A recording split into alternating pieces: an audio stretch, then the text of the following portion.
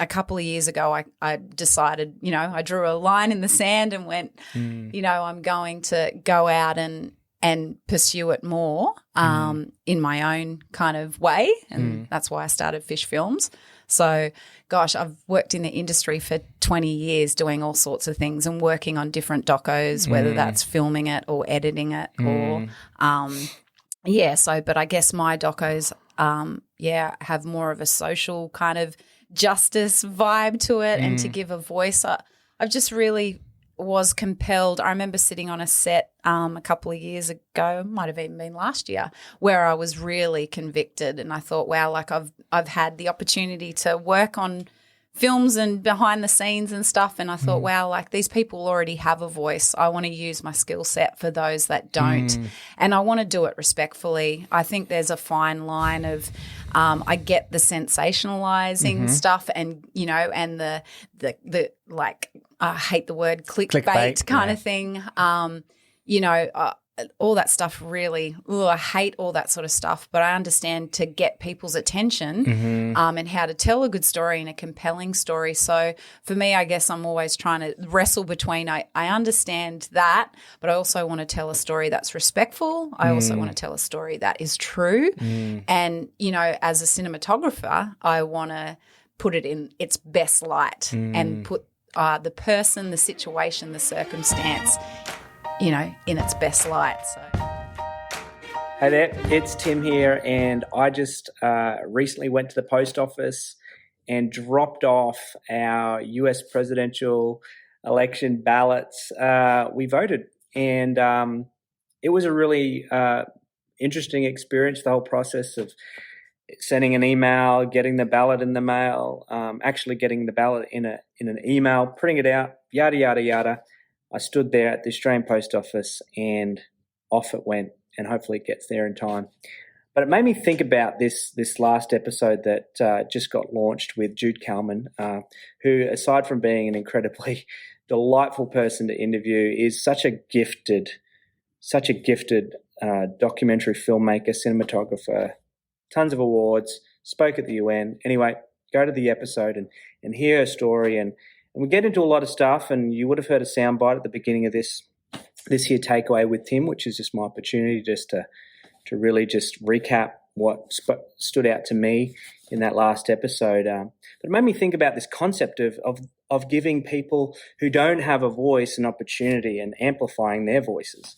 And I love the way Jude talks about it, is then it's not that the vulnerable, the hurting, those that have suffered incredible tragedies and have so much to teach us don't have a voice. It's precisely the opposite. They do have a voice.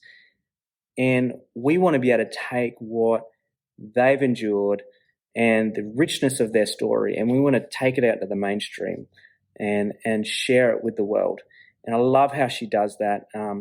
But it kind of relates into this moment we're at right now where for many of us, we have an opportunity to cast a ballot in a vote for who's going to become the president of the US. Here in Queensland, where I live, we're going to have a state election soon.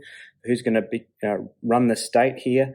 And for a lot of people, that's really important to be able to have a say. Growing up here in Australia, I never had the choice not to vote. I mean, you could not vote. You could just not show up, or you could, just not show up. But you'd get a fine. I think it was $50, and for a student at the time like me, $50 was a lot of money. And so, yeah, sure enough, I remember actually working at one of the elections where we were able to be a part of the whole counting process. A really fun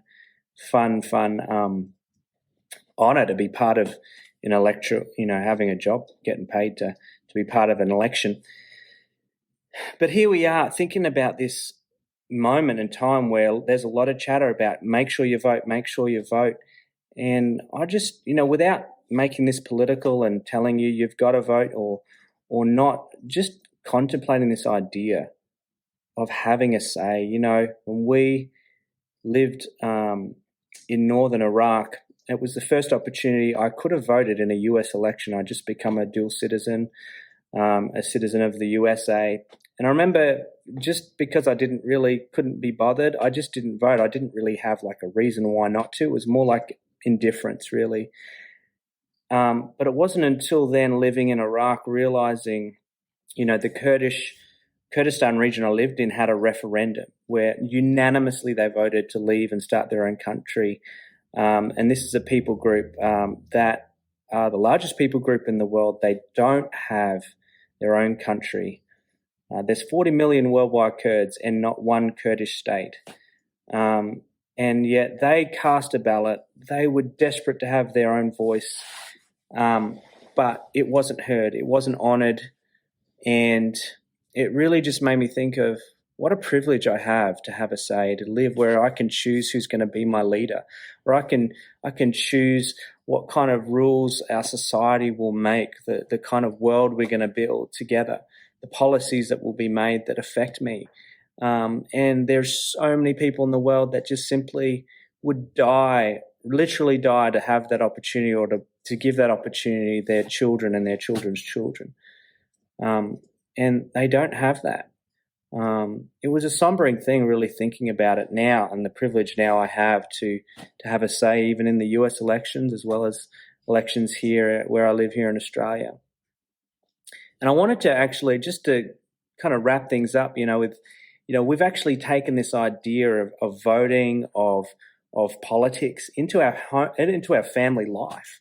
What we have is this thing called a family council. I stole this idea from a TED talk I listened to.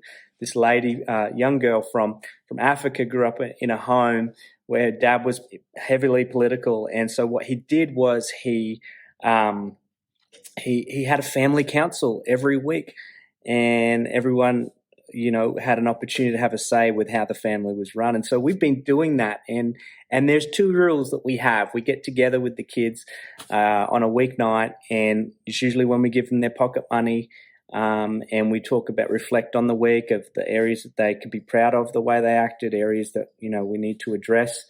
But we also have an opportunity at the end where they can say anything, what is on their mind, things that they'd like to see changed in our family.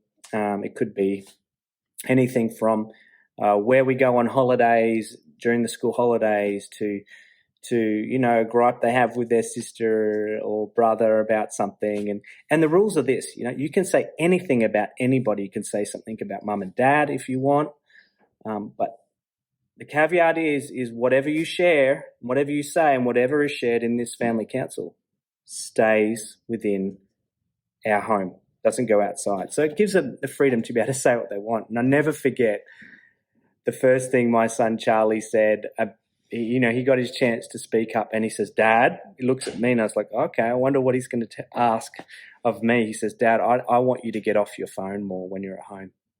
Oh, could you imagine? Dagger in the heart. And sure enough, during the week, every time I would be on the phone, on the couch, checking something, he'd look over to me and he'd say, "Dad, remember you agreed that you'd get off the phone more." And just could you imagine the empowerment that gave my son to think, hey, look, he has a say in this family of how things operate. And that's just a micro level of what we can do here in our communities, our neighbourhoods, our street, and even to the point of who we elect as leaders of our country. What an honour and privilege to participate. But if we don't participate, then we can't really complain. If my kid doesn't show up now, they don't have a choice not to at this stage. They have to be at family council, just like Australia makes you vote.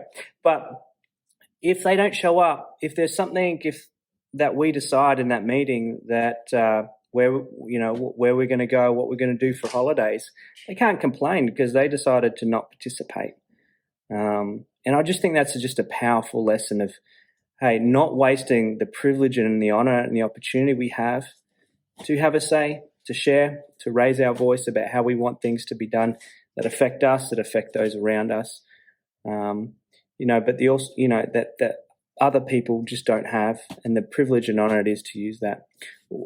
Again, whatever you do, if you have a really good reason not to vote, I will just say this: look, it's your choice. I'm not here to tell you what you can and can't do, and certainly not who to vote for. But whatever you decide to do, think through it carefully, I think, is really the most important thing. Guys, I hope you enjoyed the full episode where we get into a lot of other things, a lot more to it than that. And you're going to love the upcoming episode that's about to drop with Mike McDonald. Check that one out. It is he's from the Bible Project, and we get into all stuff justice and the Bible as well. So if that intrigues you, definitely check it out. Thanks so much, guys, for being part of the Justice Matters community. Talk to you next time. Cheers.